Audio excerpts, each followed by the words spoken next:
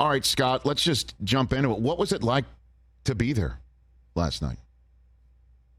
It's a play, and I don't know how many acts, but there are a lot of them. The build up pregame and the excitement. I mean, think of all of you know what it is. It's 9/11, just outside of New York City. It's all that's cooked into that day, and then the release of what sports offers everybody in our country, and specifically in New York. It's Aaron Rodgers coming out of the tunnel with the flag. It's MetLife, absolutely as electric as an environment gets. And then 4 plays in 75 seconds, and you're like, he's hurt. It's hard to overstate how much the air came out of that balloon. And yet that defense wouldn't let them totally check out. And the fact that the defense kept the Jets in it just enough that if you make a play, you might be able to steal this thing. And then here comes Gibson, whose story is well known because of Hard Knocks. And I'm standing right next to Adam Schefter on the other end of the field, because that's where our set's going to be when the game ends. The minute he gets to the numbers on the left side of the field, Schefter hits me. He's like, he's going to score. I'm like, you're right. And the release in that building, the euphoria.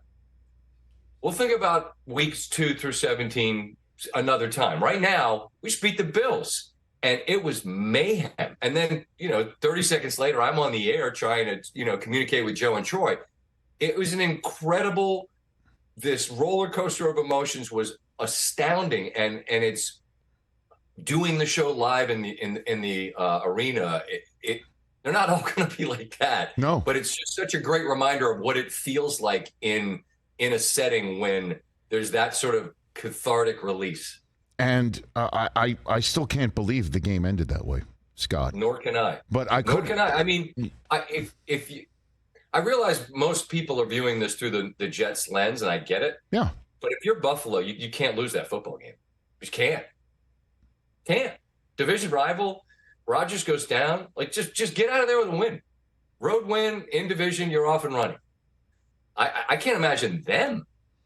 As we left the stadium, Bills Mafia, you're special. There were like 4 Bills fans. One was upright. There were 3 that were splayed out on the concrete. I hope they're still with us. I don't know for sure. I know none of them are at work today. And if they are, they're probably not particularly productive.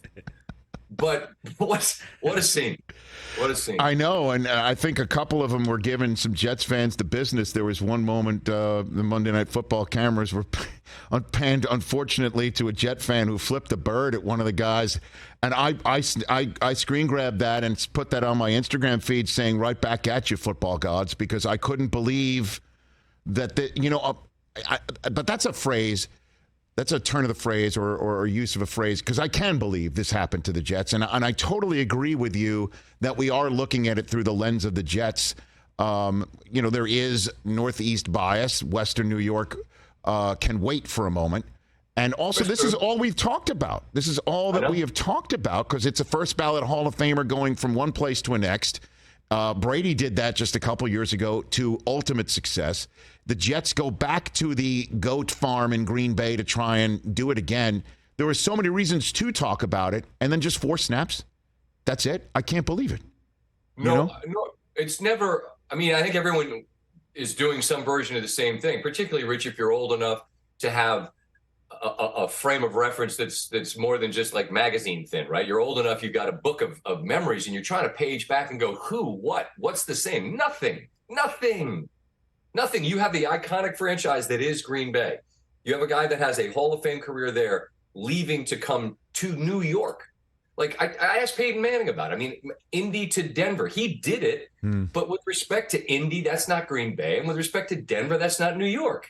So it's got every element of what makes us and our business just foam at the mouth. Like, it's going to give us something.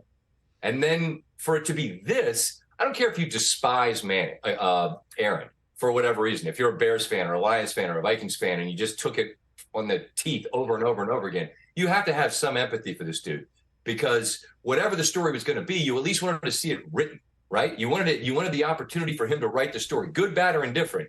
And this is it's just so unsatisfying. And I'm not talking about you or Greeny or, that guy Deep Woody and the people that are Jets passionate fans. Yes.